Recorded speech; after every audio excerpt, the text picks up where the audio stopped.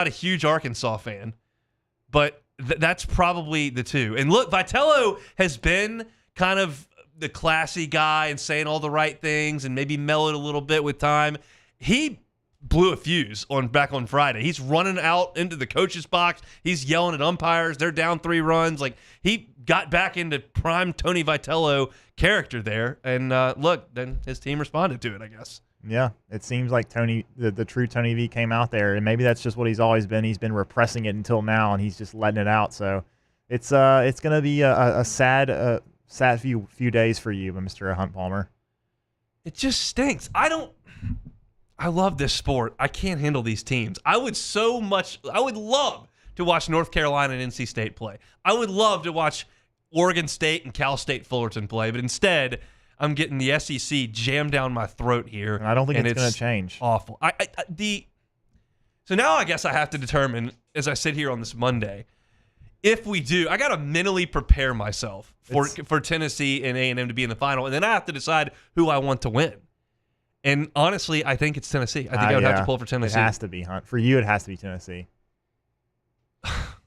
I have to pull for Tony Vitello in the national final. This is what you're telling me on a Monday. Okay, but also just think about this. If you really want to think forward, have some forward thinking here, this is very well could be a possibility for the year, all the years going forward. The SEC is going to have multiple teams in College World Series every year. Hopefully LSU is one of them included, but this is gonna happen every year. I mean, we saw LSU and Florida have done it twice. Yeah. We saw Vandy and Mississippi State play each other for a national final. The year in between that, Ole Miss won the whole thing. It's just gonna keep happening. Just is what it is, and it makes me very, very sad. I'm trying to take some solace into the fact that Jay Johnson is hammering official visits while these teams are winning games in Omaha. You would rather have the problem of recruiting issues because you're in Omaha, but I'm trying to take some solace in the fact that LSU is doing a lot of work in the transfer portal where it may be more difficult for some of these teams to get that stuff done. But man, is it uncomfortable. But to kind of put a wrap on this discussion here, like, I do feel like even though college baseball is being regionalized in terms of the talent allocation and it's all going to the SEC and ACC, and you see that in the field, I do sense that America is paying a little bit more attention to the College World Series over the last few years because the baseball has been so good. And then you've got guys like Paul Skeens that get to the big leagues so quick. Stars. Wyatt Langford gets to the big leagues so quick. And like, that is more relatable. That's something that baseball doesn't have because of the minor leagues, where your college stars don't immediately show up in your big league frame of reference. And they do in the NFL and the NBA. And that's starting to happen a little bit more because of how good college baseball has become. And the drama is so unbelievable that I feel like more people are paying a little bit of attention. But it's not the teams I want to have success currently. Now, I will say that NC State just took a lead, which makes me happy. 1-0 Wolfpack in the first as Jack Caglione is on the mound for the Gators. His first time on that mound since the national final last year when LSU tagged him a bunch in the early going. But NC State takes a 1-0 lead on Florida in the bottom of the first inning up there in Omaha. Baseball breakdowns all season long brought to you by Pluckers. Our Monday shows brought to you by Gulf Coast Office Products, GCOPnet.com. Trey Beal has clients and customers in all different vertical markets, whether you're in healthcare, whether you're in education, whether you're a bank, whether you're a law firm, whether you're like us, you're a media company. He has different customers in those lines of work, so he knows the copier, printer, scanner needs and wants of every single market that you can think of, and he can make that happen for you. If you haven't given any thought to what type of printer, scanner, copier that you have, you just got the first one that was offered to you and it stuck it in the corner, don't do that. Let Trey Beal understand what your needs are and get you in the right unit for your business. GCOPnet.com is the website's Gulf Coast Office Products for all your printing, scanning, copier needs. They bring you our Monday shows each and every week. Billy Inbody is going to join us in 30 minutes talking LSU recruiting. When we come back, we'll have some sound from the end of Saints mandatory minicamp. Derek Carr met with the media. Clint Kubiak met with the media. There was a lot of buzz around the Saints offense, and I've heard multiple people say that Derek Carr looked fantastic in minicamp. We'll talk a little bit about that coming up next. You are now listening to The Hunt Palmer Show. If you're in some pain, which is inevitable, whether it's an injury, car accident, make sure that you're doing the right thing from a physical therapy perspective. And the right thing from a physical therapy perspective is checking out the folks over at Evolve Physical Therapy. Robbie Bolton has been a physical therapist for nearly 2 decades, and he's going to be hands-on from start to finish. He tells me this all the time. Once I see you, I'm going to see you forever. That's what he what he does to his patients. They just continue to come back, whether it's professional athletes like Kevin Gausman or just your 65-year-old that's looking to get back out on the golf course. Robbie Bolton has seen it all, and he will do it all, whether it's dry needling, whether it's soft tissue manipulation, cupping, scraping, isokinetic testing. He will handle it. And it's not one of those deals where he's going to come over and say, hey, here's a couple exercises to do. You can knock those out at home. I'll see you next week. He's going to be hands-on from the start of your appointment to the finish of your appointment. It's a fantastic experience over there at Evolve Physical Therapy. They're the physical therapy clinic in town. You can check them out online at evolvept.com or visit the location. It's Starring near Highland Road in Baton Rouge. It's Evolve Physical Therapy. Check them out online, evolvept.com. Our listeners fire off their opinions on the jimsfirearms.net hotline at 499-1045. Keep listening for your next chance to shoot us your thoughts with the jimsfirearms.net hotline on 1045 ESPN Baton Rouge. There it is, the extra mile, on the border of expected and extraordinary for those willing to go further, like vans customized for work or play, with safety and tech to keep you connected. Supported by a 5-star sales, service, and finance team. And backed by the 1-star you know. So go the extra mile. It's never crowded because so few have what it takes to go there. Mercedes-Benz Vans. Hey, it's Matt Moscona. For years, you've heard me tell you about Insurance Network of Louisiana, helping you find better coverage for less money. But it's not just for your home and auto. They also offer commercial property. So, retail stores, professional offices like doctors, dentists, attorneys, clothing boutiques. Insurance Network of Louisiana can find you better coverage for less money. They service the entire state of Louisiana, and they're local. So call today at 293-0450 or lainsurance.net.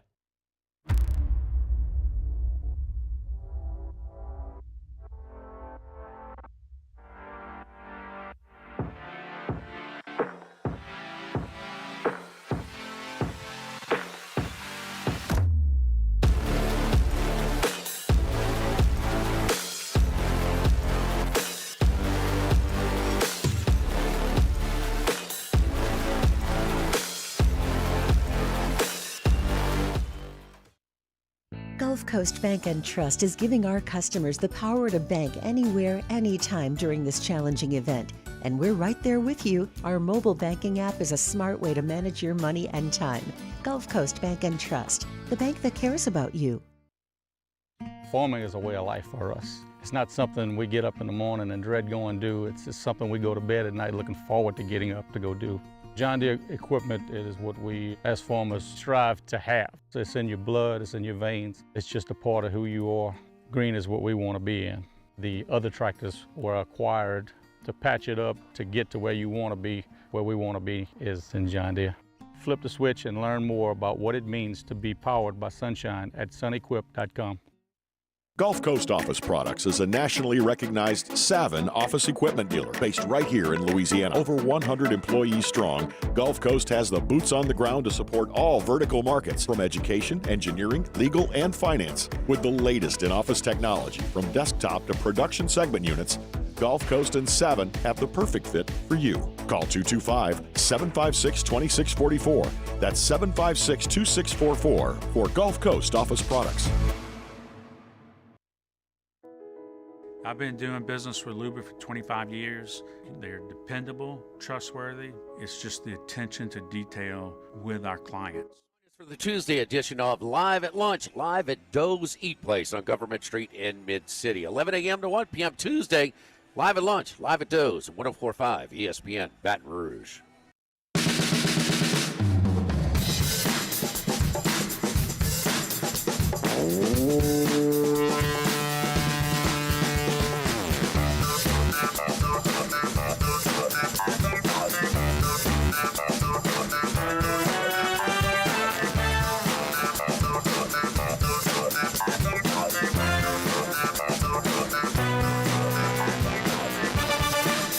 This is the Hunt Palmer Show, brought to you by Gulf Coast Office Products. Big recruiting weekend for LSU. We'll talk about all of that in about 25 minutes with Billy Inbody from the Bengal Tiger over there, part of the On3 network. So looking very much forward to that. Saints wrapped up mandatory minicamp last week. They will not be back on the practice field until training camp fires up in a little bit over a month from right now. But Derek Carr and Clint Kubiak did talk. There was a ton of talk last week about the offense, and that's the biggest takeaway that you can have at this point other than contract disputes and negotiations. It's not padded. You're talking about a lot of guys running around in shorts and helmets, but the Saints offense is the biggest storyline around the franchise right now because they've brought back a lot of the same cast of characters. It's just a matter of getting the offense to hum a little bit more smoothly. And Clint Kubiak has been tasked with that. And the guy that he's going to put his trust in to make this thing work is, of course, Derek Carr. So Derek Carr met with the media back on Thursday of last week and talked about adapting to a new system. Yeah, I think we've come a long way. And they threw, Clint threw everything at us. They made it really, really difficult on our guys. And, for some guys, it's the first time they've had to be in the NFL and learn a new system. You see who can kind of catch up and who can make it and that kind of stuff, and it kind of weeds itself out. Here, they threw everything at us, and our guys worked so hard mentally. I just saw players, grabbing each other all the time, and just having extra meeting time and, doing the stuff it takes to win, And I saw our guys doing that. Give it a couple days, get right back into it, and keep the gas pedal down because, I think we're in a good place, but I think that we can just keep getting better. That's for sure. A new install can be a lot for a lot of people, but I think if you're going to go through a new system implementation, having a 10-year veteran quarterback there to kind of spearhead the whole thing is a positive. But he certainly understands how to and moving forward, and that's what Derek Carr's plan is at this point. I thought there was an interesting line that Carr used yesterday about wanting to get comfortable, but not. He spoke to that back last week. There's still room, and it's just OTAs and minicamp, so there's always room to get better. I got a checklist of things that I still want to fine-tune before training camp, but I feel very comfortable with where I'm at. But that's the problem. You never want to feel comfortable, so I'm going to keep pushing myself and keep grinding. I've had a lot of experience at learning new offenses and just going through that process. So I feel like I'm in a good place, but I got to make sure I stay in a good place. We had Sean Fazan on last week talking about what he saw during mandatory minicamp and some of the OTAs, and his takeaway, very bluntly, as he said to us, was Derek Carr was the best player on the field offensively for New Orleans during these workouts. Now, it's a nice life to live as a quarterback when you know that nobody is trying to take your head off. That makes playing the position a little easier. And you're talking about 7-on-7 stuff and walkthroughs and all that kind of stuff. So it doesn't completely translate to the actual field. But by all accounts, it was a positive mandatory minicamp for Derek Carr. One of the things that bore itself out statistically last year was that Carr was excellent in the play-action game when he was given that opportunity. Now, they didn't do that enough early on in the season, and they kind of got to some of those things a little bit later, which is when Carr's play started to get better. That also correlated with him getting a little healthier than he was back in September and early October. But he talked about play-action and whether that contributed to his improved play as the season went on.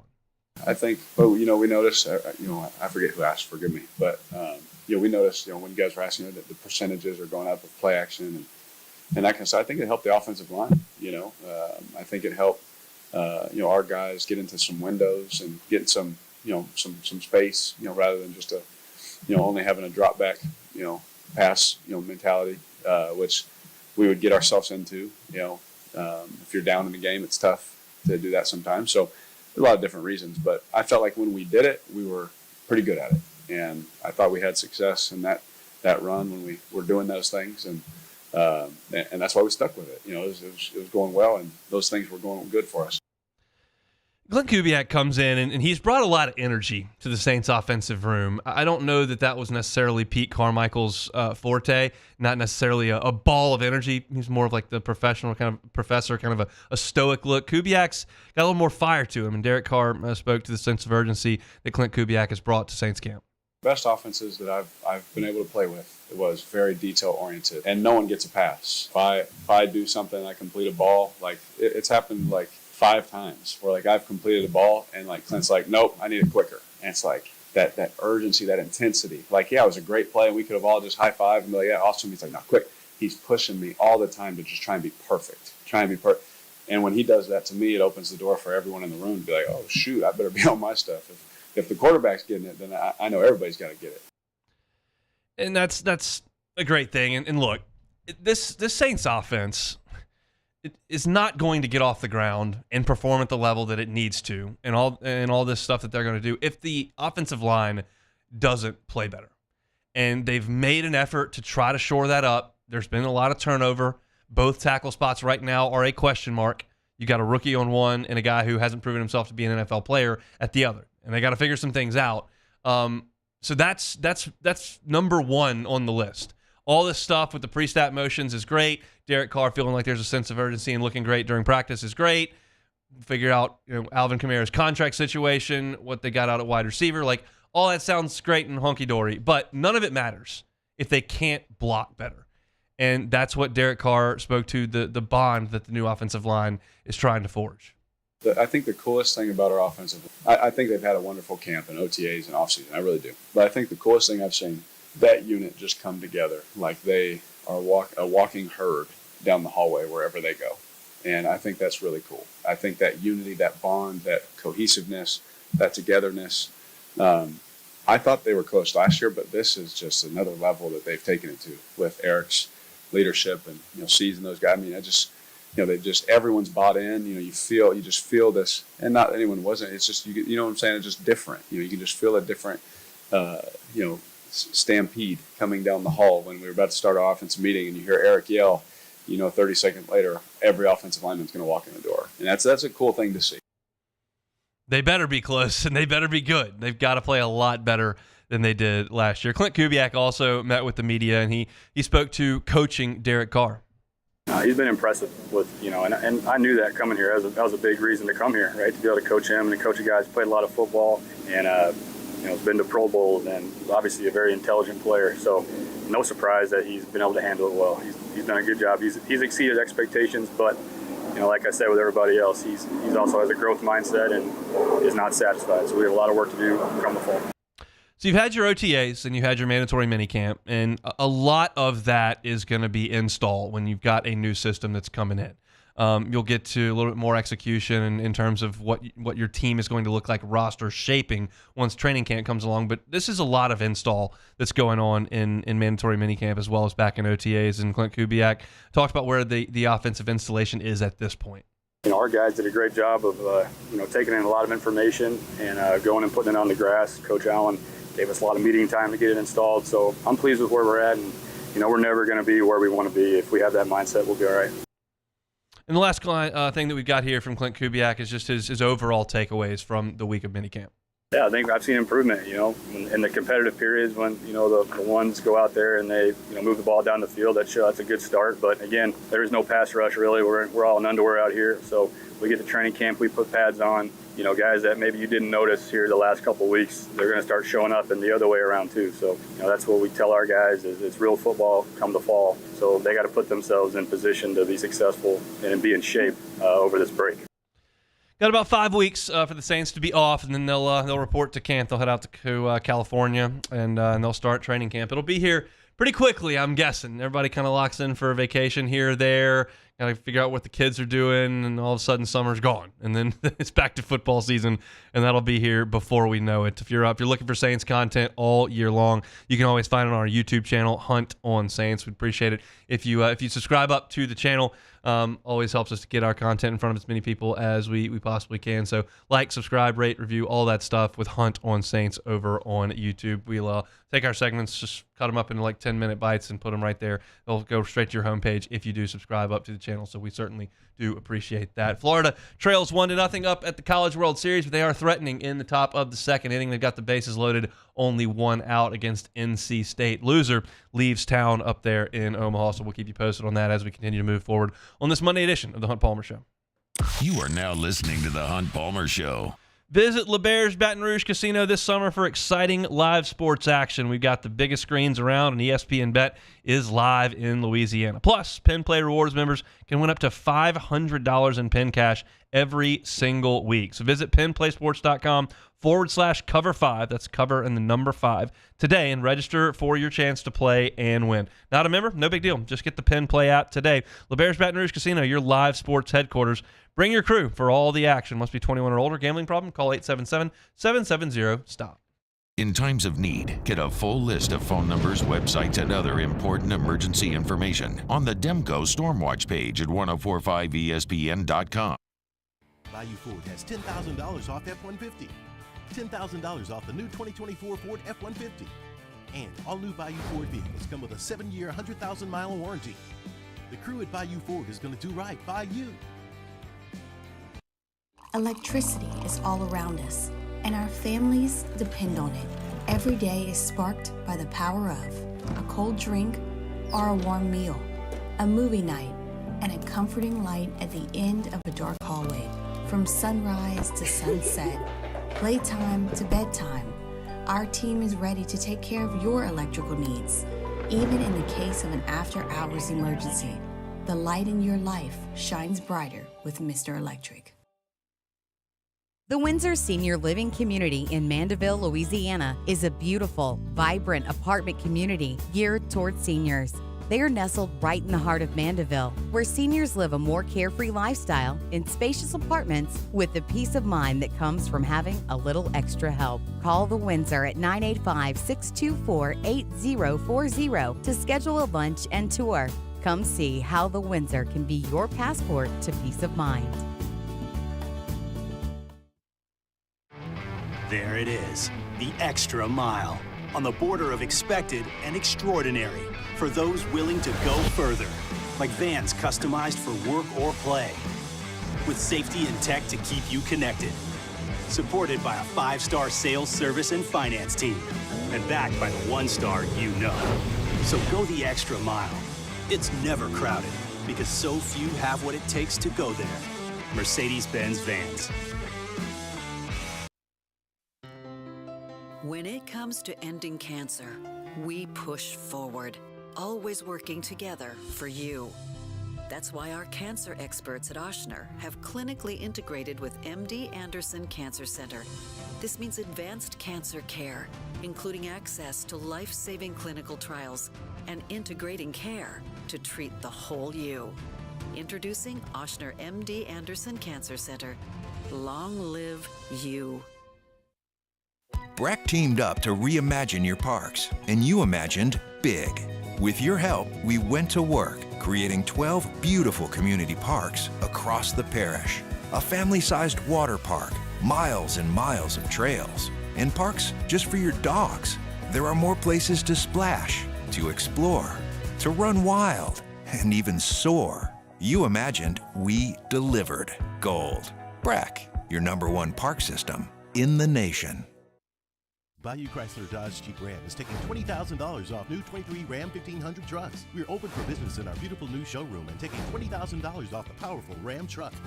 It's Musso. Join us for Monday's AFR presented by Relief Windows. Matt is back in the host chair. We'll have the latest update on LSU baseball in the transfer portal and what's next for the Saints as they head in the summer. Monday's AFR 3 to 6, 104.5 ESPN Baton Rouge.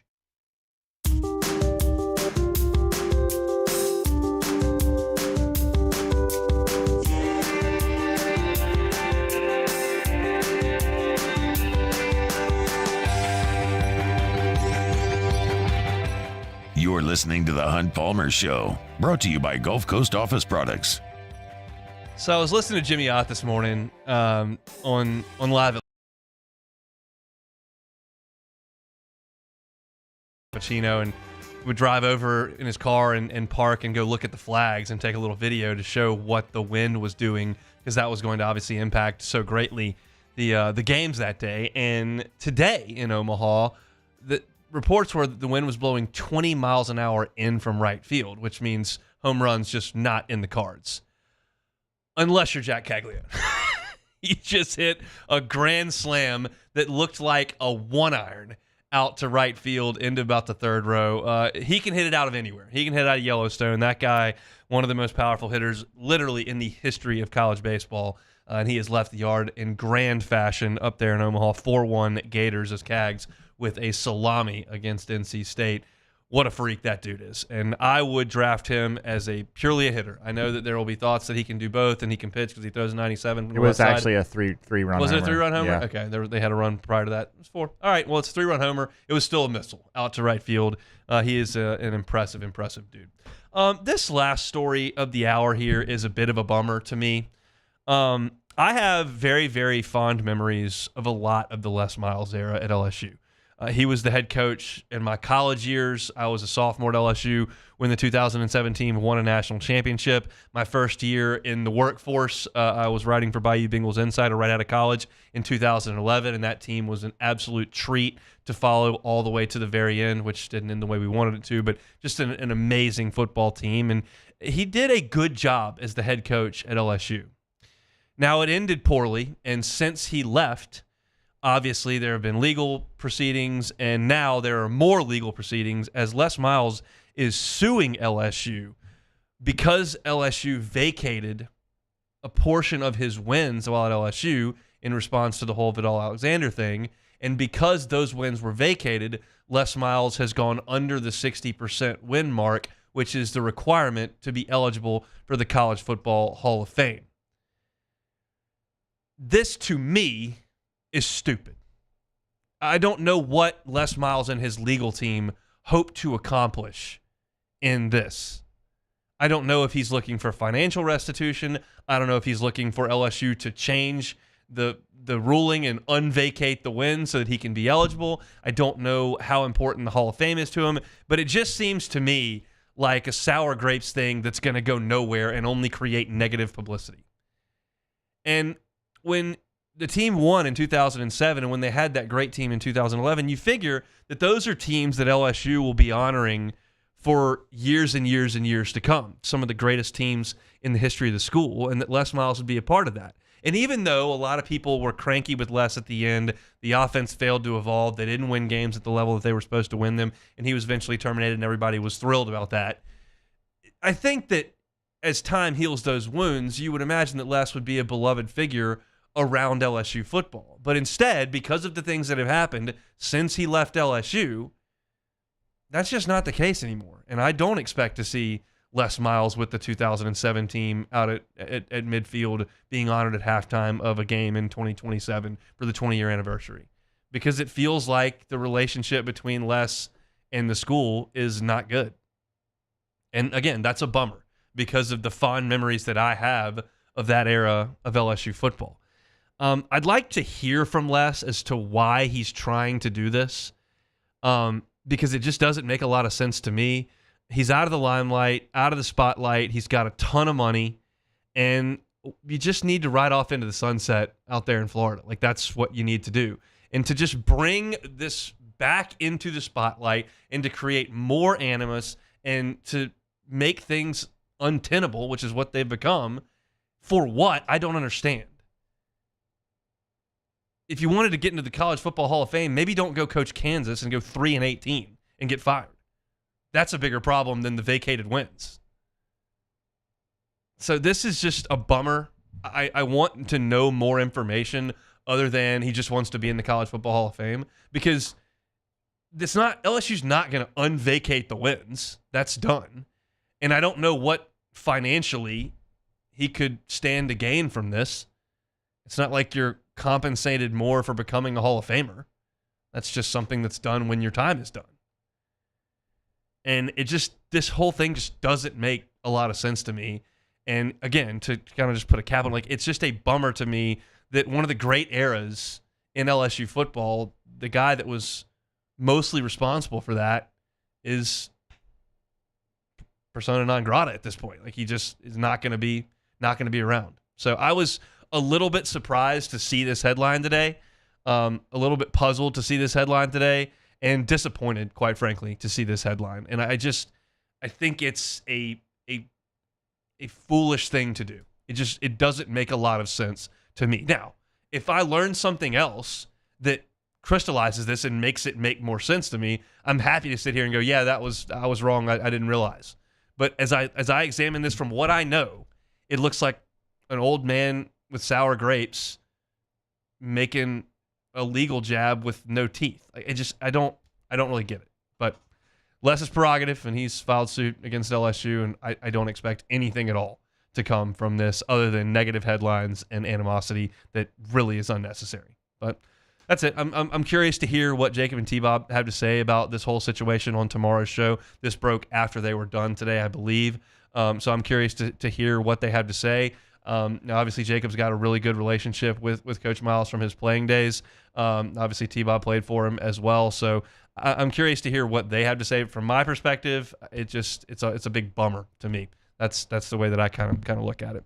That'll do it here for hour number 1 on this Monday edition of the Hunt Palmer Show. Our Monday show is always brought to you by Gulf Coast Office Products. I tell you this story every single week when we talk about Gulf Coast Office Products. You can do business with a mom and pop shop, but do they have the resources and capabilities to fully handle your situation?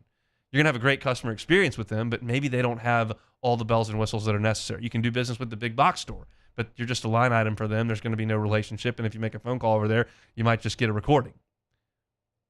There's a middle ground there, and Gulf Coast Office Products threads that needle. They are a local company that can service all of Louisiana, and they can help you with your printing, scanning, copying needs, and they've got tons of resources statewide to help you out. Plus, with that local feel comes great customer service with Trey Beal and all the reps over there at Gulf Coast Office Products. So if you're in the market for printing, copying, scanning equipment, Gulf Coast Office Products is your spot. GCOPnet.com is the website, GCOPnet.com. We opened the show today talking about the baseball transfer portal. If you missed it, Brady Neal has jumped in the portal. LSU has now gotten commitments from 5 players in the transfer portal. I kind of went through all of that at the top of the show. We talked about the College World Series a little bit and all the misery that it has caused me over the last 3 days because none of the outcomes have been satisfactory to me in a single game. But we talked about that at 1:15. Derek Carr and Clint Kubiak sound at 1:30, and then a little Les Miles suing LSU to close out hour number 1. If you missed any of it, you can catch it all on demand. 1045ESPN.com's on demand tab. Apple Podcasts, Spotify, Google, wherever you find your sound. You can certainly find us as well as on YouTube. We got a busy second hour. I still have to talk about the U.S. Open. I gave you some bets back on Wednesday of last week. We'll go through some of those. How did I do? We'll talk about the winner and the loser. Billy Inbody is going to come up after SportsCenter talking about a huge week of official visits, both on LSU's campus and of LSU commitments visiting elsewhere. Does LSU have some worried about with some flips? We'll talk to Billy Inbody about all that after SportsCenter on a Monday edition of the Hunt Palmer Show.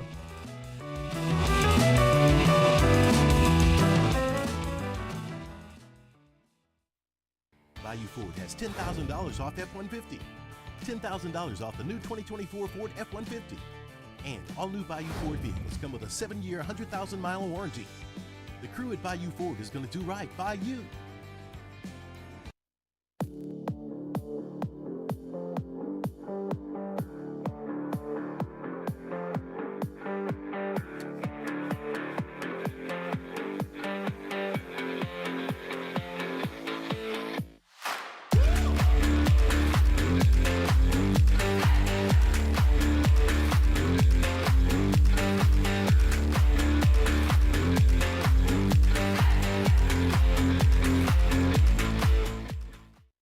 Hey, it's Matt Moscona. For years, you've heard me tell you about Insurance Network of Louisiana, helping you find better coverage for less money. But it's not just for your home and auto. They also offer commercial property. So, retail stores, professional offices like doctors, dentists, attorneys, clothing boutiques. Insurance Network of Louisiana can find you better coverage for less money. They service the entire state of Louisiana, and they're local. So call today at 293-0450 or lainsurance.net. Farming is a way of life for us. It's not something we get up in the morning and dread going do. It's just something we go to bed at night looking forward to getting up to go do. John Deere equipment is what we as farmers strive to have. It's in your blood, it's in your veins. It's just a part of who you are. Green is what we want to be in. The other tractors were acquired to patch it up to get to where you want to be. Where we want to be is in John Deere. Flip the switch and learn more about what it means to be powered by sunshine at sunequip.com. Gulf Coast Office Products is a nationally recognized Savin office equipment dealer based right here in Louisiana. Over 100 employees strong, Gulf Coast has the boots on the ground to support all vertical markets, from education, engineering, legal, and finance. With the latest in office technology, from desktop to production segment units, Gulf Coast and Savin have the perfect fit for you. Call 225-756-2644. That's 756-2644 for Gulf Coast Office Products. I've been doing business with Luba for 25 years. They're dependable, trustworthy. It's just the attention to detail with our clients. Our folks have years and years of experience. They're highly trained professionals, but many companies have that asset.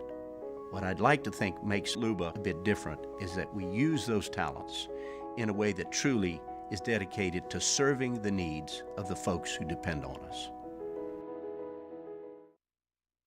Jerry and Benny Payne began Central Plumbing Company out of their driveway in Tanglewood subdivision.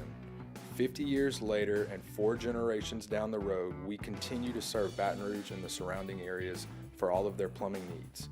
Residential, commercial, industrial, or hospitality, Central Plumbing is here 24/7, 365. We want to thank our customers, family, and friends for 50 years of success. And looking forward to 50 more.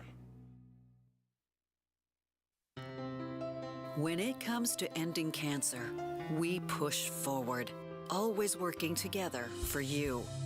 That's why our cancer experts at Oshner have clinically integrated with MD Anderson Cancer Center. This means advanced cancer care, including access to life-saving clinical trials and integrating care to treat the whole you.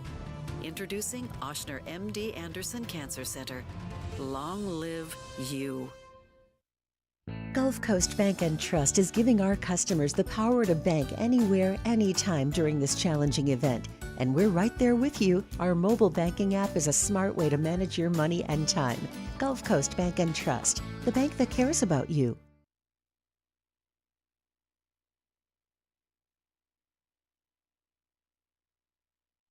This is SportsCenter. I'm Christine Lisi. The Larry O'Brien Trophy for a second straight game will be in the building tonight. The Celtics, coming off one of their worst postseason losses ever, can clinch a record 18th NBA title and first in 16 years with a win over the Mavericks in Game 5 of the Finals. ESPN NBA analyst Doris Burke. It has to get back to Boston playing with force, which I did not think they did at all in Game 4. And the other thing I think they need to do is not simply look for the one advantage, which is attacking Luka Doncic. I think they've got to seek several advantages. Yes, their drive and kick is their best aspect, but their offensive rebounding, when the ball starts popping, when Jaylen Brown is out in transition. Dorisburg on Carlin versus Joe, Game 5, 7:30 Eastern, ESPN Radio, 8:30 Eastern on ABC. Former LSU football coach Les Miles suing the school for vacating wins in response to an NCAA infractions case that dropped him below the threshold for College Football Hall of Fame qualification. The in-season edition of HBO's Hard Knocks will chronicle the entire AFC North, Ravens, Steelers, Browns, and Bengals. Hey, it's your resident Super Bowl champ, Chris Candy, coming on Tuesday as we wait for my Lakers to hire a head coach. I'll tell you what else they need to do if they want to be real title contenders. It's Unsportsmanlike, 6 a.m. Eastern, right here on ESPN Radio, ESPN2, and ESPNU. Ladies and gentlemen, may I direct your attention to something quite extraordinary? Now, the Hunt Palmer Show. The Hunt Palmer Show on 104.5 ESPN Baton Rouge. Live from the Mercedes-Benz of Baton Rouge studios. This is Hunt Palmer. Hour number 2, Monday edition of the Hunt Palmer Show, presented by Gulf Coast Office Products. Florida leads NC State 4-1 up in an elimination game at the College World Series. Nightcap tonight will be Texas A&M and Kentucky, an all-SEC battle for the winner's bracket lead up there in that bracket. So we'll keep an eye on all of that, and we'll certainly react to it tomorrow. LSU baseball done for the season, but means we turn our eyes to football season, which is next up. But it's always recruiting season. This time of year, a lot of official visits taking place as a lot of players try to get their decision made prior to their senior year so they can sign on the dotted line come December. Billy Inbody and the crew over at the Bengal Tiger are all over it, talking recruiting. We bring him on now via the Jim's Firearms Hotline. Talk about it. Billy, how are you? Doing well. How about you? Doing quite well. Let's first talk about a couple of LSU commitments that were on other campuses this weekend before we get to the folks that were actually on LSU's campus. Know that Keelan Moses and Jabari Antoine, both Louisiana natives, took visits out of state this weekend. We'll start with Jabari Antoine. What can you tell us about his recruitment and how comfortable LSU fans should feel with his commitment? Yeah, Jabari Antoine has checked out Miami and Florida State lately, with the Seminoles having hosted him this past weekend. And I think with Jabari, he committed really quickly right after Corey Raymond got back to LSU. And, sometimes when kids these days do that, they feel a little left out as all their friends are taking visits over the summer and, seeing these college campuses and things like that. And so I think that's a lot of what's going into this. Plus Miami, Chevis Jackson, who's recruiting him, so some familiarity there.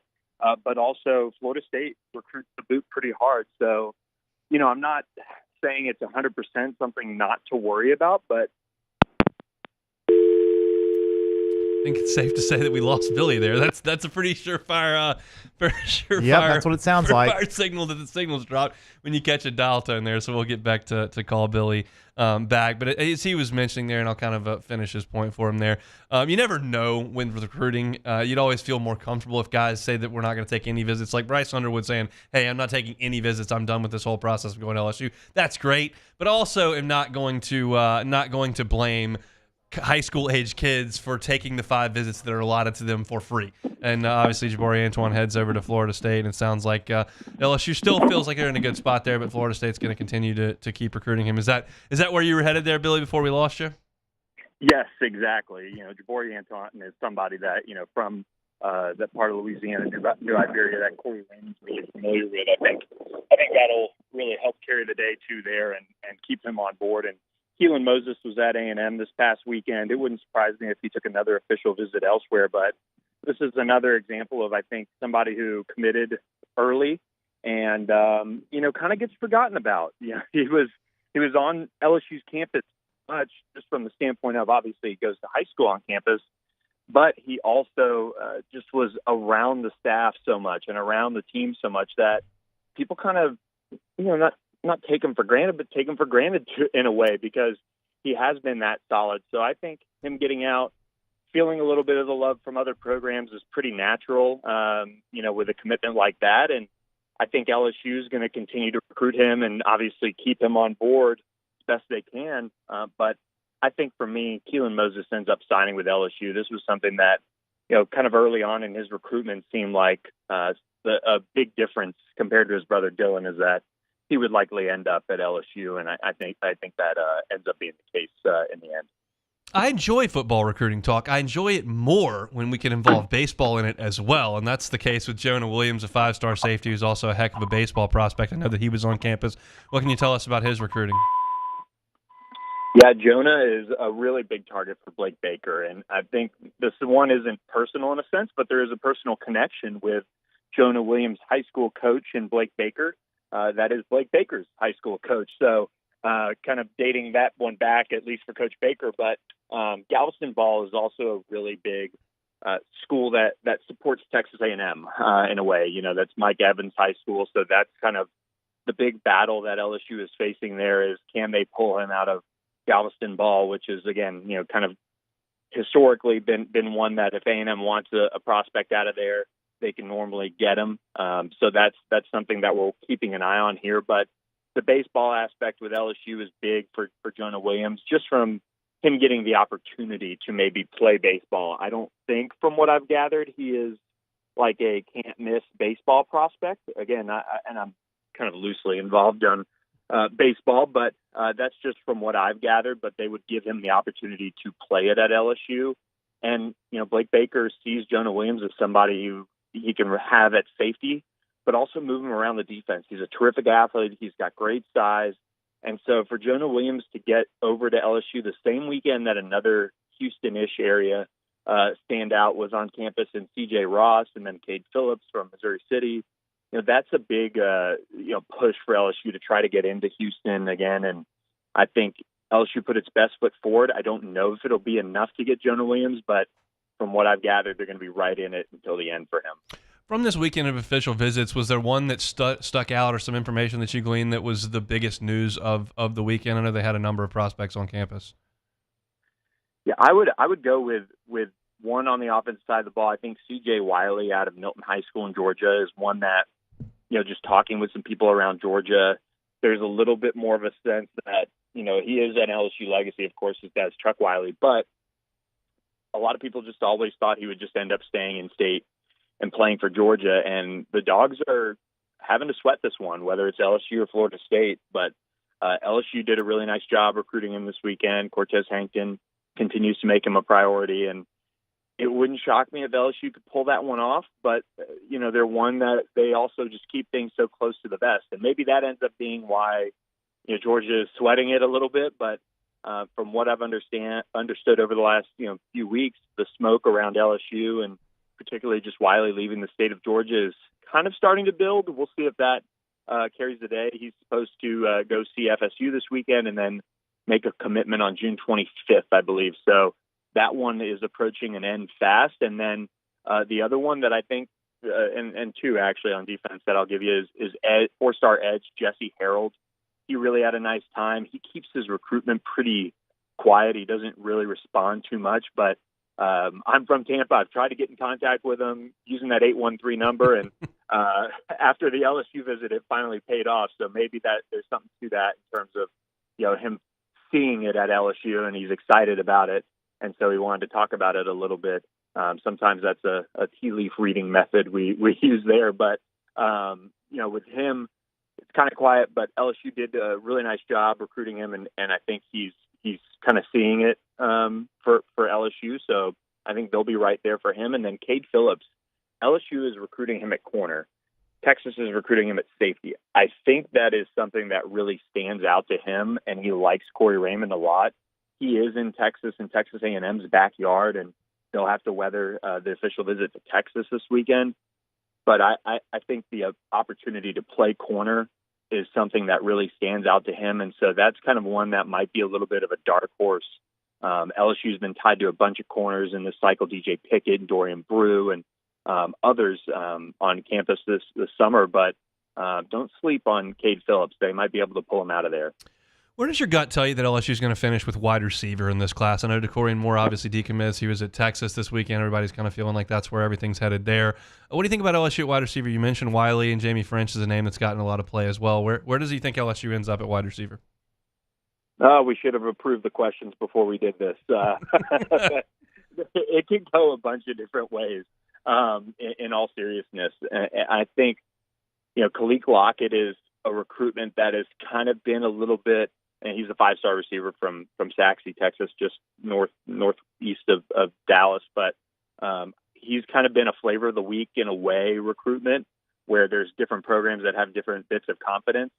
LSU's been firmly in there for a while, so he's not out of the picture completely. I'd be somewhat surprised if they got Jamie French just because LSU hasn't ever taken a lead for him publicly, at least.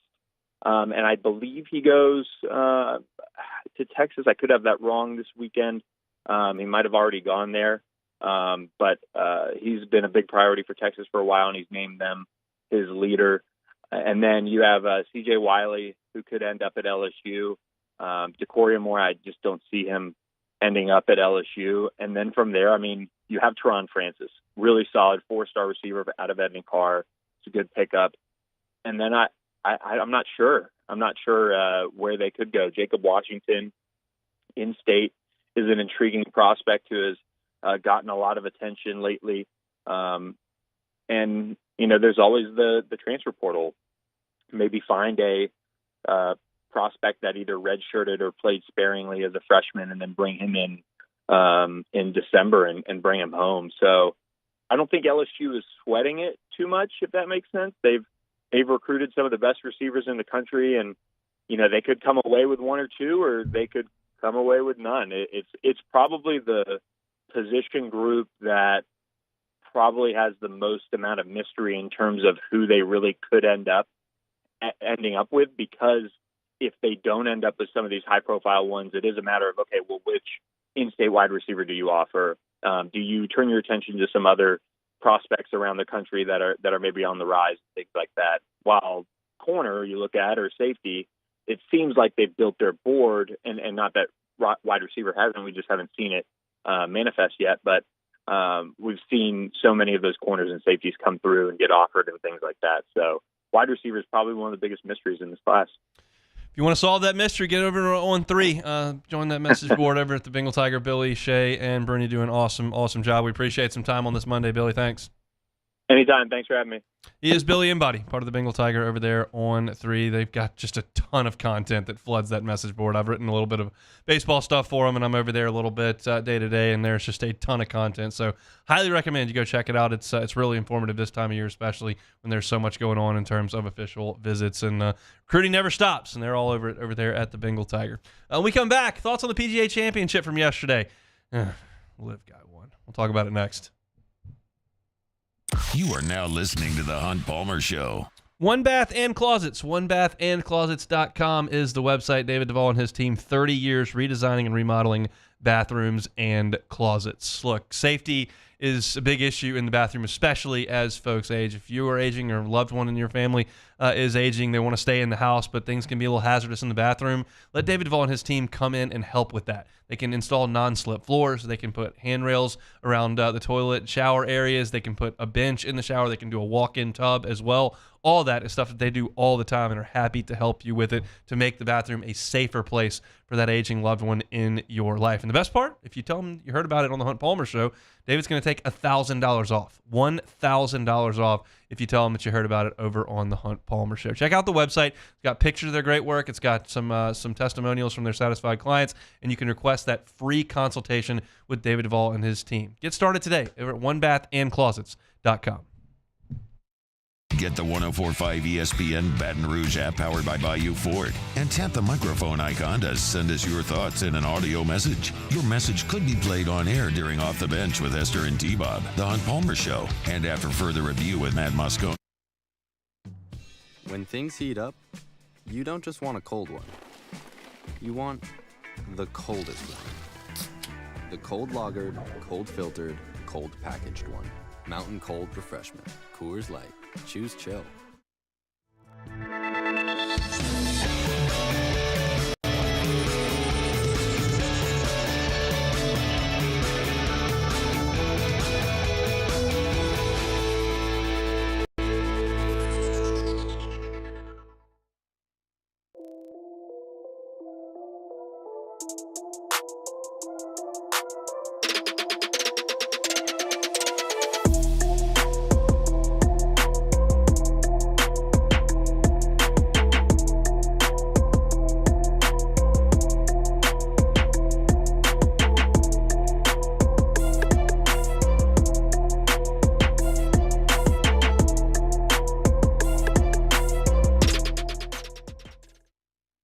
BRAC teamed up to reimagine your parks, and you imagined big.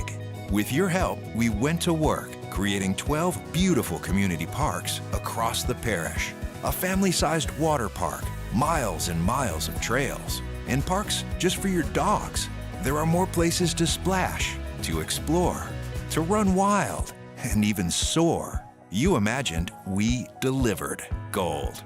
BRAC, your #1 park system in the nation. There it is, the extra mile, on the border of expected and extraordinary, for those willing to go further, like vans customized for work or play, with safety and tech to keep you connected, supported by a 5-star sales, service, and finance team, and backed by the 1-star you know. So go the extra mile. It's never crowded, because so few have what it takes to go there. Mercedes-Benz Vans. Electricity is all around us, and our families depend on it. Every day is sparked by the power of a cold drink or a warm meal, a movie night, and a comforting light at the end of a dark hallway. From sunrise to sunset, playtime to bedtime, our team is ready to take care of your electrical needs. Even in the case of an after-hours emergency, the light in your life shines brighter with Mr. Electric.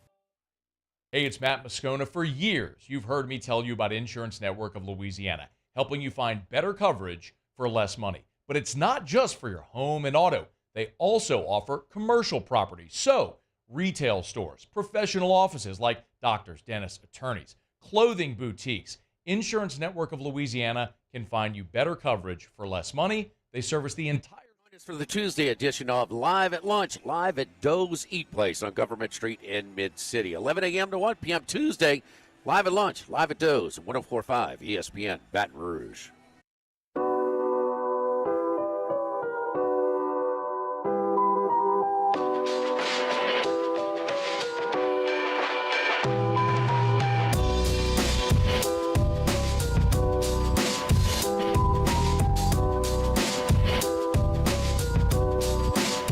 You're listening to The Hunt Palmer Show, brought to you by Gulf Coast Office Products.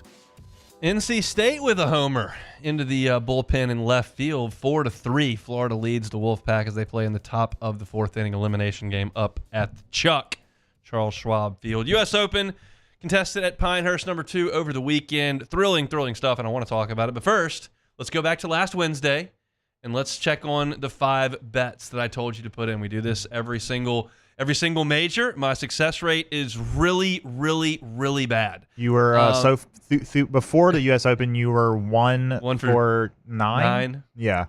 So that's not good. We'll see how things went over the weekend. I said I like a small play on Matt Fitzpatrick to win. He did not win. He barely made the cut, but he did at least make the cut. He did make the cut. That's good. Kind of had a chance, he needed technically to speaking. beat the other 60 guys once he made the cut. He did not. I liked Harry Higgs coming in. Harry Higgs had won twice in the Korn Ferry Tour. Thought maybe he had a real chance to continue that really good play at Pinehurst. Had him to top 20. Nope. 76, 75, missed the cut. Said, well, the only way you can get money on Scotty Scheffler is if you do something a little outside the box, like first-round leader. Scotty Scheffler, first-round leader. That did not hit. He did not lead after the first round. Jason Day to top 10. He had been playing very, very well. Thought maybe Jason Day could get there in the top 10. 71, 77, missed the cut. And then I had Brooks Koepka to win. Unfortunately, it was a live player, but he was not him. But not him. So that's 0 for 5. Atrocious effort by me. None of them were really even close. Brooks was tied 26th. Was basically the closest thing I had. So that was an atrocious effort. Speaking of atrocious efforts, Rory McIlroy choked yesterday. Yep. I don't have another way to say that. There have been some people that have been a little bit hesitant to say that. Period. When you've made 500 3-footers in a row and you miss 2 bunnies late, that's a choke. He choked on 16. Now, this is the cool thing about golf. Because I can watch the College World Series or Major League Baseball. I have no perspective on hitting a 100-mile-an-hour fastball. I can watch the NBA Finals tonight. I have no perspective on trying to guard Jason Tatum. I can't do that. I can't sack a quarterback or run for 1,000 yards. Like, none of those things are realistic. I have hit 3.5-foot downhill left-to-right sliders, dozens of them on fast greens. I know exactly what that's like, and that was a difficult putt. But he's Rory McIlroy, and it's the 72nd hole of the U.S. Open. You have to make it. He has to make that putt. He choked. He absolutely did, and it's unfortunate to see, and I know we'll probably talk about it as well. Just him leaving as soon as Bryson makes the putt, he walks out, leaves. There's video of him getting in his car and speeding away. By the way, again, why are these guys driving cars? Like, Rory was pissed. He could have pulled out there, hit somebody, and then we're talking about that as the leading headline. Like, come on, Rory, you don't need to be driving your car. Need Harry Diamond to drive his car, the caddy drive his car for him. Yeah, and so but besides that, yes, he absolutely choked, and I understand why he was so frustrated and left immediately, just because he's been so close. He came in second last year at the U.S. Open. He's had so many close calls for 10 years, and of course he's of all people knows and is always probably thinking about the fact that he hasn't won a major in 10 years, and he was as close as he's been in a long time. I mean, he had to lead it for multiple holes in there. He had a two-shot lead on the back nine. Yeah, and there's no other way to describe what happened other than the fact that he just completely choked and missed 2 3-foot putts. And I did not like look, I'm pro Rory because of the PGA Tour Live thing. I like Rory's stance on it. He plays for the legacy. He believes they can improve the PGA Tour. He doesn't like the division in the game. He wants everybody. Like, I'm aligned with Rory on all that kind of stuff. And so I was pulling for him yesterday. But you gotta answer the media questions. You gotta go into the press conference for 8 minutes and answer 8 questions about missing 3-footers and not getting the job done. Like, That's just part of it. That's part of the spotlight he's got, the platform he's got, and the situation he put himself in. I realize that 9 times out of 10, people are going to side with the athletes and the coaches and the players as opposed to the media. That's just the way people. But like you're part of the story of this event, and the fans are the reason why purses are so big, and the fans want to hear the story told by the people who are in the arena, and so you can't bolt. Just pissed and wanted to leave, but either way, he's got to answer these questions, and so I agree with you. It's something you just have to do. Everybody does it in every sport. The losers always end up doing a press conference after. You just have to answer the questions. I thought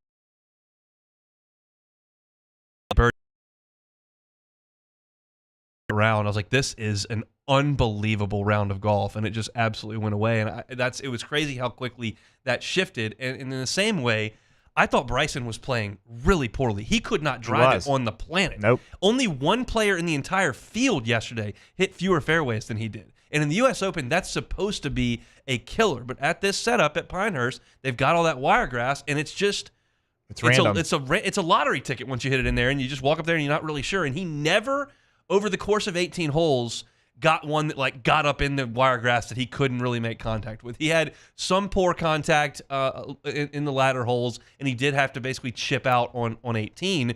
But he never got absolutely screwed by that wiregrass, and he kept hitting it in there time and time and time again. But his ability to scramble and get up and down was sensational.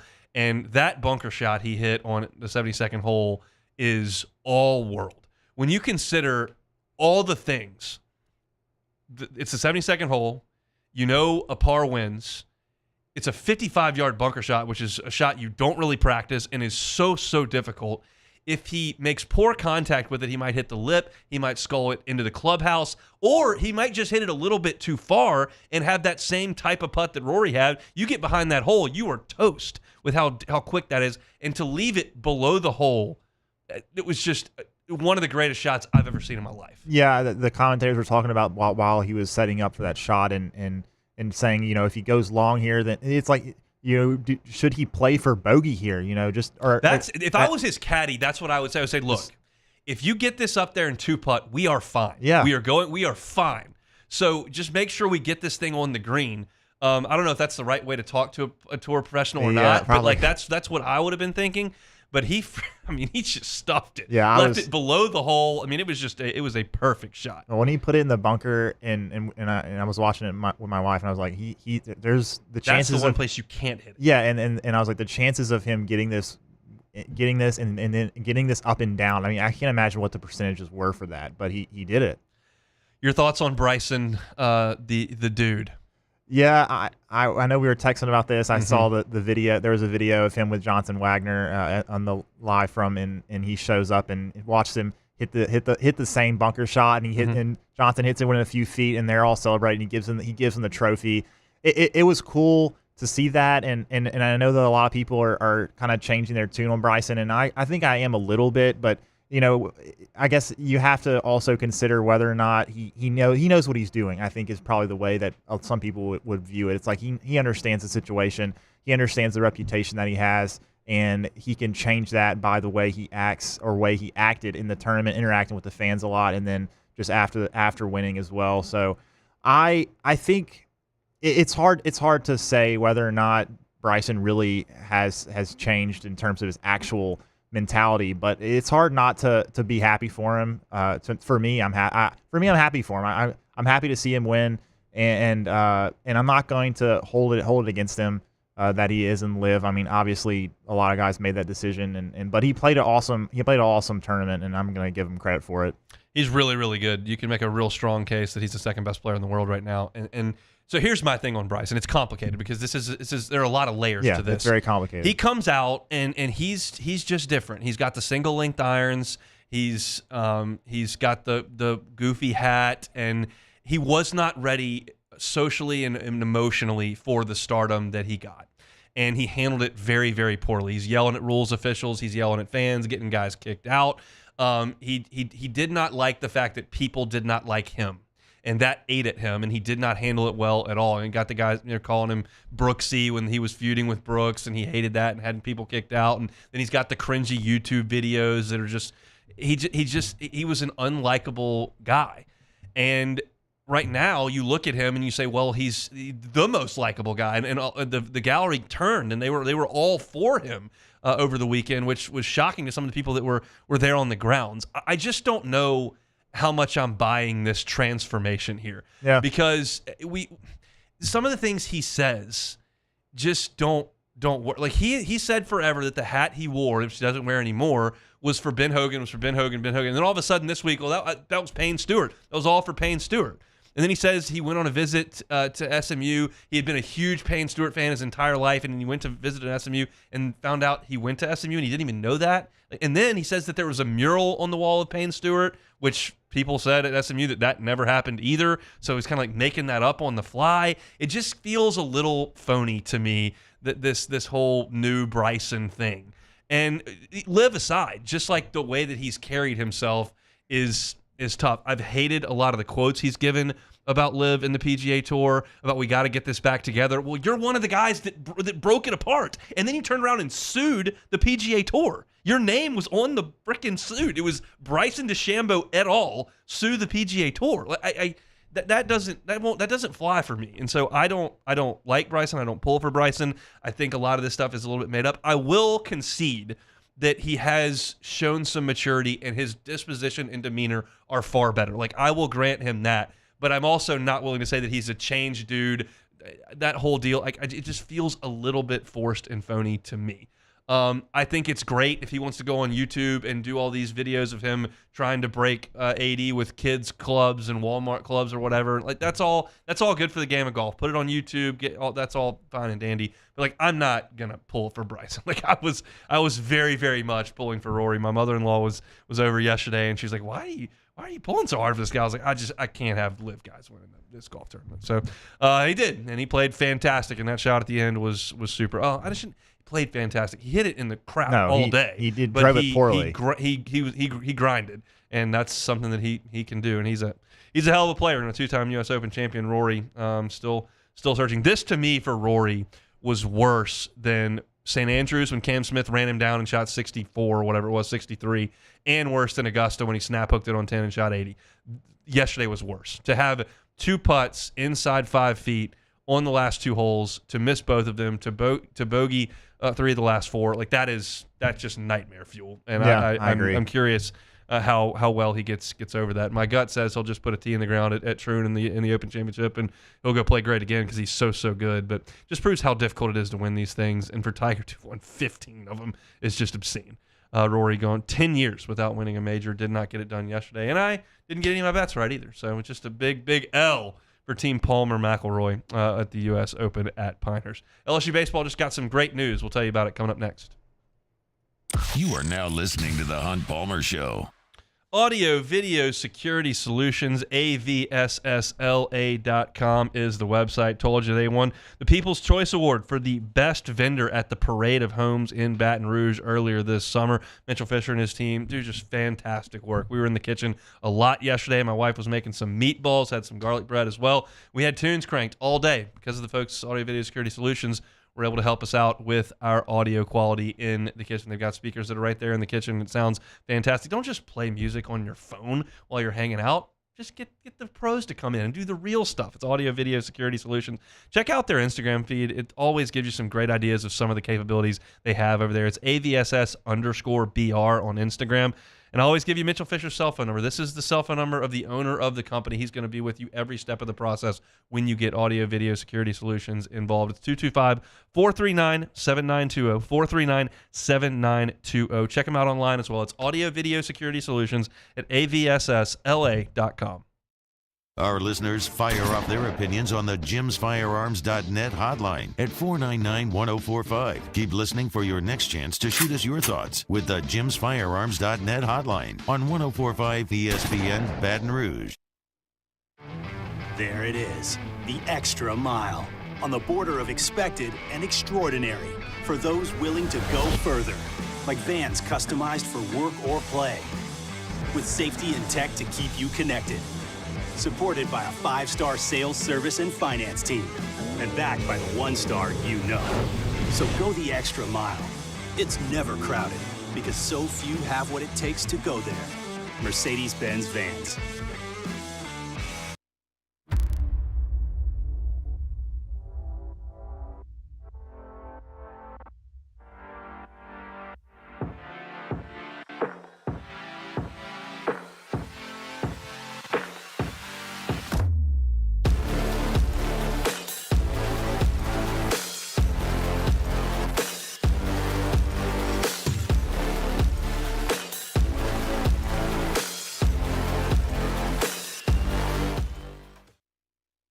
Farming is a way of life for us. It's not something we get up in the morning and dread going do. It's just something we go to bed at night looking forward to getting up to go do. John Deere equipment is what we as farmers strive to have. So it's in your blood, it's in your veins. It's just a part of who you are. Green is what we want to be in. The other tractors were acquired to patch it up to get to where you want to be. Where we want to be is in John Deere. Flip the switch and learn more about what it means to be powered by sunshine at sunequip.com. Gulf Coast Office Products is a nationally recognized Savin office equipment dealer based right here in Louisiana. Over 100 employees strong, Gulf Coast has the boots on the ground to support all vertical markets, from education, engineering, legal, and finance. With the latest in office technology, from desktop to production segment units, Gulf Coast and Savin have the perfect fit for you. Call 225-756-2644. That's 756-2644 for Gulf Coast Office Products. I've been doing business with Luba for 25 years. They're dependable, trustworthy. It's just the attention to detail with our clients. Our folks have years and years of experience. They're highly trained professionals. But many companies have that asset. What I'd like to think makes Luba a bit different is that we use those talents in a way that truly is dedicated to serving the needs of the folks who depend on us. Jerry and Benny Payne began Central Plumbing Company out of their driveway in Tanglewood subdivision. 50 years later and 4 generations down the road, we continue to serve Baton Rouge and the surrounding areas for all of their plumbing needs. Residential, commercial, industrial, or hospitality, Central Plumbing is here 24/7, 365. We want to thank our customers, family, and friends for 50 years. So join us for Monday's AFR presented by Relief Windows. Matt is back in the host chair. We'll have the latest update on LSU baseball in the transfer portal and what's next for the Saints as they head in the summer. Monday's AFR 3 to 6, 104.5 ESPN Baton Rouge.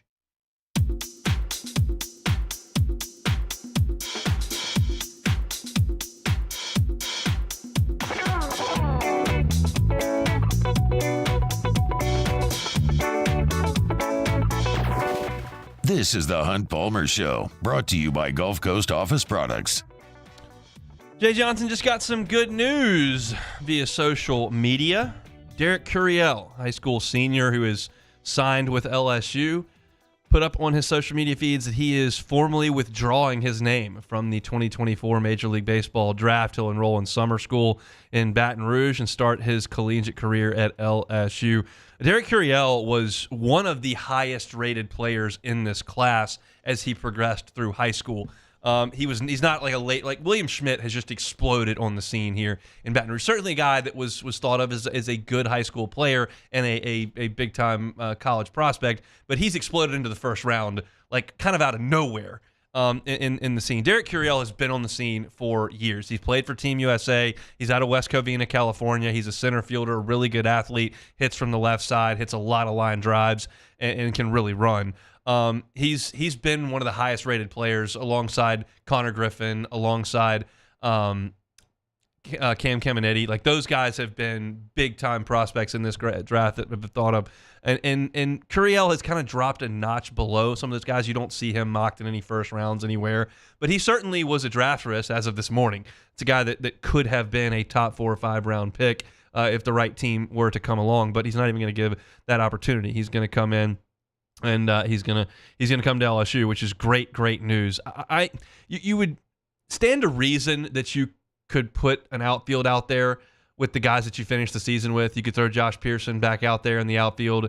Obviously, Ashton Larson came on and played great. Jake Brown was a starter for you late in the season. And those 3 guys could be your starting outfielders, but I'm not ready to just hand any of those 3 jobs. Obviously, Larson had the best year start to finish of any of them. He hit well over 300 in league play. Jake Brown struggled a little bit against SEC teams, and Josh Pearson just continues to have that batting average hover around 235. I'd like that to climb a little bit. But Curiel provides some competition with Paxton Kling on the way out. I think it's possible that Curiel becomes the best defensive outfielder that you may have on the roster, which is a great place to start, and we'll just see how the bat progresses as a college player. But LSU's going to have to sweat a lot of guys in the Major League Baseball draft next month. There's no question about that. This class has some really, really, really premium high-end talent, and you're not going to get Connor Griffin to school. You're not going to get Cam Caminiti to school, and after that, you start kind of hoping that some guys do show up. And Derek Curiel would have probably been, if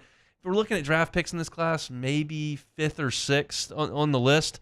Now you don't have to worry about him. He's going to come to LSU. So again, he's 6'2", 180 pounds, left-handed hitter, left-handed thrower, can really run, barrel the ball. The comp that Perfect Game gives him, interestingly, is a guy that none of you I think have ever heard of, but it's Pete Crow Armstrong, who was a prospect the Cubs acquired from the Mets a couple of years ago, and he's now their everyday center fielder. Hasn't hit very much in the big leagues, but he is the best defensive center fielder in Major League Baseball. He's got the most defensive run saves, and he's only played half the games. So he's been fantastic. He's from that frame. He's going to start as be a great defensive outfielder for you, and then also he's going to hope that bat comes along and he can really become a really good player. So Derek Curiel from West Covina, California, has decided he is not going to pursue the MLB draft. He will be in summer school later this month, and he will start his college career in the fall at LSU. Great news. You missed us a little bit earlier. The news of the day on the other side of things with the transfer portal is that Brady Neal is headed out of Baton Rouge. He's entered the transfer portal, and he'll look for somewhere else to play his third year as a catcher at the college level. So a bummer on that front, but LSU going to continue to stock the shelves with really, really good players as long as Jay Johnson is the head coach, and he's doing a lot of work in the transfer portal. This one on the high school side of things with Derek Curiel deciding he's going to hang out and play at LSU. All right, Cade Fisher on the mound for the Florida Gators as they lead 5-3. And NC State just ripped a double off the wall, so they're looking to cut into that lead as we play in the bottom of the 6th inning in an elimination game up at the College World Series. Loser is out of here. The winner will get the loser of Texas A&M and Kentucky. They'll play that one tonight at 6 o'clock. So all SEC in the winner's bracket. Hate to see it. Baseball breakdowns all season long brought to you by Pluckers, 2 locations, Nicholson just south of campus and Bluebonnet in front of the Mall of Louisiana. Get on by today and grab some delicious wings, ice cold beer, and watch some sports on TV. Pluckers. If you don't like our wings, we'll give you the bird. We'll take one more time out, come back, and close out a Monday edition of the Hunt Palmer Show. You are now listening to the Hunt Palmer Show. Boudreaux's Electric. It's all about peace of mind with Boudreaux's Electric. You get the peace of mind of knowing that you're not going to have to deal with power outages. It's storm season right now, and storms are inevitable. We've had a couple of clean years, and hopefully we have a few more in front of us. But inevitably, there will be storms that blow through here, and you don't want to be sitting in a 96-degree house with no lights, sweating, bored, and uncomfortable. Give yourself the peace of mind. No, that's not going to happen with the Generac generator from Boudreaux's Electric. They are a premier Generac dealer. It means they're in the top 3% nationwide. And you're never going to hear me when I'm talking about Boudreaux's talk about some VIP package that you can pay more money to get. Everybody that Boudreaux's Electrical works with is a VIP, and you're going to get the same treatment, not for additional money, just because that's the right thing to do. So give them a call at 985-397-1562 and start that process of getting that Generac home standby generator installed at your home today. It's Boudreaux's Electric. You can find them online, boudreauxelectrical.com. In times of need, get a full list of phone numbers, websites, and other important emergency information on the Demco Stormwatch page at 1045ESPN.com. Elevate brand visibility, ignite customer engagement with the power of radio and digital advertising combined. Guarantee Digital Media brings the two together as a trusted media partner in Louisiana for nearly a century. Claim your free digital audit at guaranteemedia.com.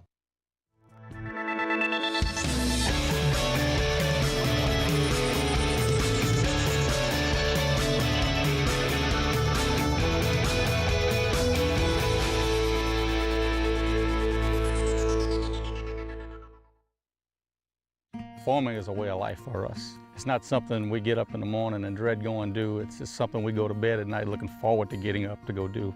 John Deere equipment is what we as farmers strive to have. So it's in your blood, it's in your veins. It's just a part of who you are. Green is what we want to be in. The other tractors were acquired to patch it up to get to where you want to be. Where we want to be is in John Deere. Flip the switch and learn more about what it means to be powered by sunshine at sunequip.com. When it comes to ending cancer, we push forward, always working together for you. That's why our cancer experts at Ochsner have clinically integrated with MD Anderson Cancer Center. This means advanced cancer care, including access to life-saving clinical trials and integrating care to treat the whole you. Introducing Ochsner MD Anderson Cancer Center. Long live you. Breck teamed up to reimagine your parks, and you imagined big. With your help, we went to work, creating 12 beautiful community parks across the parish. A family-sized water park, miles and miles of trails, and parks just for your dogs.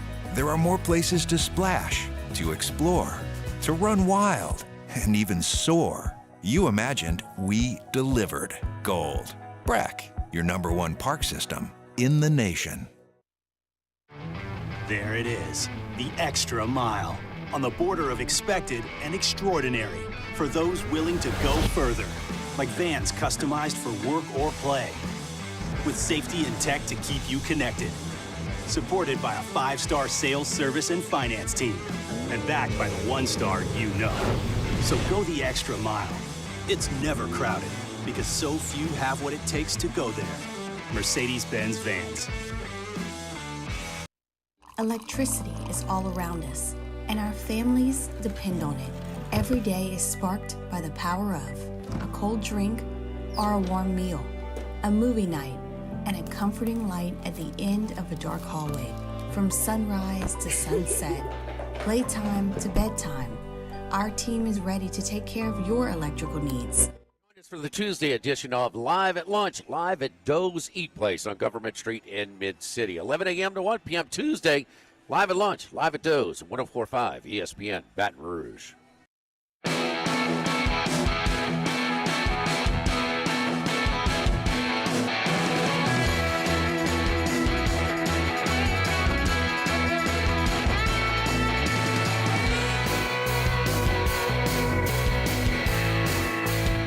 Join 104.5 ESPN Baton Rouge at the Texas Club Friday night for Rockstar Search, Battle of the Louisiana Bands, presented by Parish Construction and Roofing. We've chosen 5 incredible bands from throughout the state to battle it out for a chance to open for Kenny Wayne Shepherd's July 13th show at the Raising Cane's River Center. The doors open at 7 and the first band will go on at 8 p.m. Tickets are just $20 at the door. For tickets and other information, visit thetexasclub.com.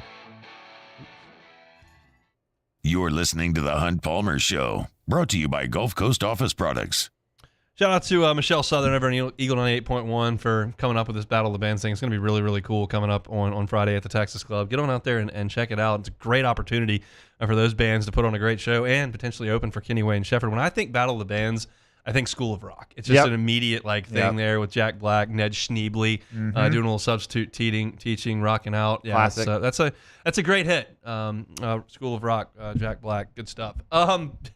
Looking up at Omaha, NC State has cut into Florida's lead. They just doubled in a run, so it's 5-4 Florida. Cade Fisher on the mound for the Gators. Loser is headed home. Any guess on who's winning the Jello Shot Challenge at this point? Back there was an update 2 hours ago. Got the updated standings.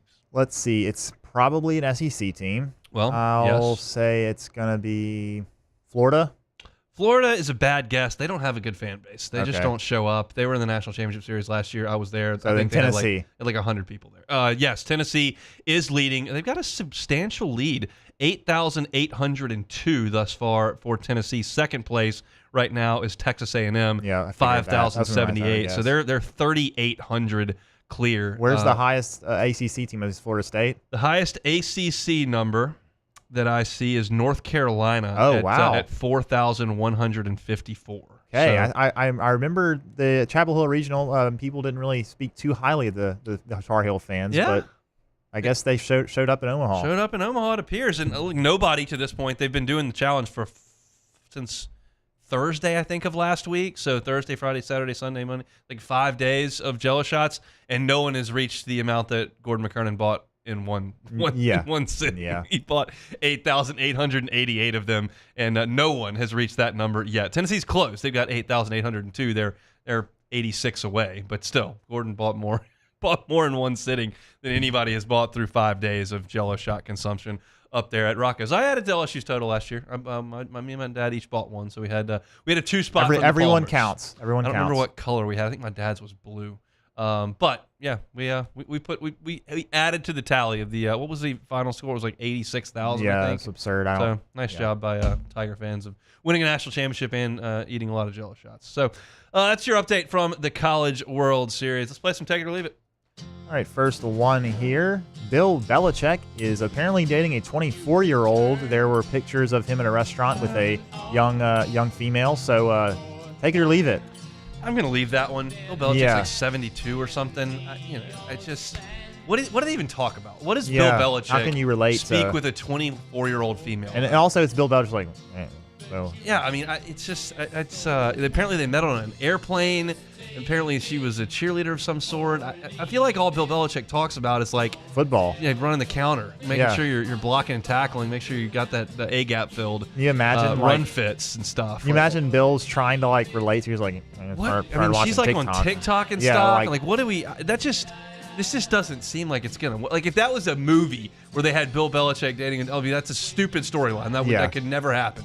But he's got a lot of cash and a lot of free time. So does. I'm sure that she likes him for his good heart. Yes, yeah, absolutely. Next one, the Mavs will stay alive tonight. I will say that for Game 4, I said they would win. You said they wouldn't, and they did. Yeah, so, I've missed a lot on the finals. Yeah. I did say that I thought that the Celtics would win Game 2, and I thought that was the only one that I've gotten right. I think so far I've just been all over the place. And so for tonight's game, like it's one of those deals where like they're back in Boston, and everybody thinks they're going to a coronation tonight. Yep. And there's a level of stress that can put on you because you're just expected to win. Yep. And I did hear on Mike Greenberg's show earlier today that he and Hembo were like cranky about the way that Jason Tatum answered the question, like, do you feel like this is a must win? And he was like, well, not really. Like, we'd like to win, but we have 2 more chances after if we don't win. And they were like, that's a terrible answer. You can't say that. You got to feel like you got to get it done tonight. The must-win thing, man. Well, it's not a must-win. It's You know, not. it's a must-win. Florida today has a must-win. That is a must-win That game. is a must-win. If they lose, they're going to Cape Cod. So that is a must-win. This is not a must-win. It's a must-win for the Mavs. The Mavs must win. But I thought the answer was fine. Like it's just there's going to be a little tension in that environment tonight. They've got to make. You don't want to go back to Dallas and then just give the thought. But with no Porzingis, let's see. I still think that. So you said the Celtics. We said they get it. Okay. I think the Celtics will win by 20 tonight. Oh wow, okay. I'm taking the Mavs again. I think they found something in that blowout game. I do think this game's closer, and I think the Mavs win by less than probably 10. But I'm gonna take the Mavs again. I think they found something. So we shall see tonight. All right, last one here. Klay Thompson is expected to test free agency this summer. If he does leave the Warriors, that call with Steph, Draymond, Steve Kerr, that's going to be the most difficult call Klay Thompson has made possibly ever per Sham Charania. Take it or leave it. I mean, yeah, I'll take it. It's admitting that the run is over, which we all think it's over, but it's always a hard thing to admit. And I don't know what Draymond's future holds. They're always talking about him going to play with LeBron and all that kind of stuff, and he's on TV doing all that. And so, it was a heck of a run. It was really, really, really good run. And those that two end at some point. It did. And those two, I mean, and that's just those two were the greatest shooting backcourt in the history of the game. Like I don't even know There's no question, where you would go for the next option. But those two guys, the Splash Brothers, were crazy. I got to see them one time in New Orleans, and like I'm not a huge Pelicans fan. I would prefer they win. It's one of those deals, but I'm not gonna I don't get super worked up about it. But I did go watch the Warriors play the Pelicans in the Smoothie King Center. This was a few years back. I could actually probably look it up because it was a game. Steph ended up getting hurt at the end of the game and missing like a couple of weeks. But I really just wanted to see the Warriors just have a flamethrower of a run. And the Pelicans were up 20 at halftime. And in the first 5 minutes of this third quarter, the Warriors just went absolutely bananas. They were throwing them in from everywhere. And I was like, yep, that is why I came to this game. And it was something to watch. And I love watching guys fill it up. And those two dudes could absolutely do it. And I think that both those guys still have some good basketball in them, but I just don't think that they're going to be the catalyst for a championship anytime soon in Golden State. So go ahead, test free agency. That'll be just fine. Beck, I've got a question for you. Who's going to win tonight between Texas A&M and Kentucky? Well, I think there's only one answer, Hunt. Well, I don't like your answer. Unfortunately, I have to say Gig'em. I'm pulling for Nick Mingione tonight. That you is gut-wrenching stuff. And everyone loves him, and everyone says he's the greatest guy, Jay Johnson's best bud, and he's all happy, and everyone loves all his quotes, and I'm harboring a grudge from 13 years ago. You got to let go. You got to let go, hon. Let go. You got to let go. Like, I'm going to let go at 6 o'clock. I'm letting go at 6 o'clock. Now, it's back on after 3 hours, but I'm going to let it go at 6 o'clock because I can't have the A&M fans being happy. I need them to be miserable as they generally are. Batty Dagger syndrome, I need them to crater, but they've got their ace on the mound. I'm curious how much they can get, if anything, out of Aschenbeck and Cortez. Both guys went over 45 pitches on Saturday night. I couldn't stay up for that one. Wasn't going to do a 10 o'clock first pitch. I did see the first pitch, but I only watched 2 innings, and I had to wake up to see what the final score was and see that Chase Lavalette had robbed a home run. But yeah, I think A&M will win tonight as well, and that is bad.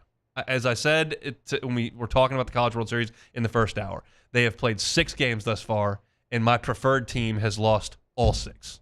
And if Florida wins this one, that'll be 7. And then tonight, it'll be A&M. How long can we possibly go where my rooting interest loses the whole tournament? That cannot happen. It can. It can. It can't. It actually has can. to end now. I'm pulling for the Wildcats. Big Blue Nation. Love it. Love horse racing and bourbon. I love that. I love bluegrass. I Mark sing Stoops. My Old Kentucky Home. I love Mark Stoops. I hate Louisville, and I don't like Arkansas basketball or Duke, and big Mark Pope fan. Yeah. I don't even know if it's the first name Mark. Is that right? I think that's right. It's Pope. I know. That's my guy. Big Blue Nation. I'm putting my blue shirt on this evening.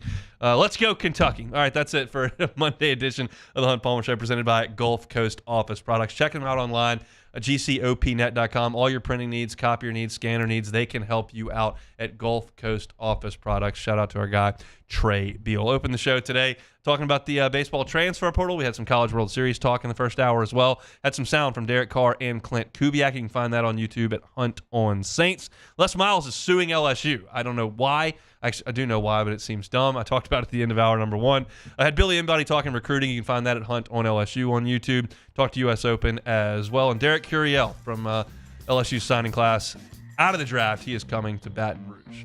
All right, Matt's back in business. He's going to be in the captain's chair here for the next 3 hours to drive you home on After Further Review. We're back tomorrow, same time and same place. It's a Monday edition of the Hunt Palmer Show.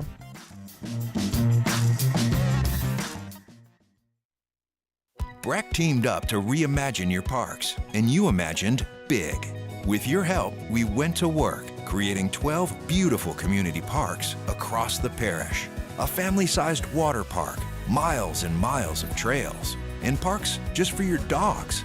There are more places to splash, to explore, to run wild, and even soar. You imagined, we delivered. Gold. Breck.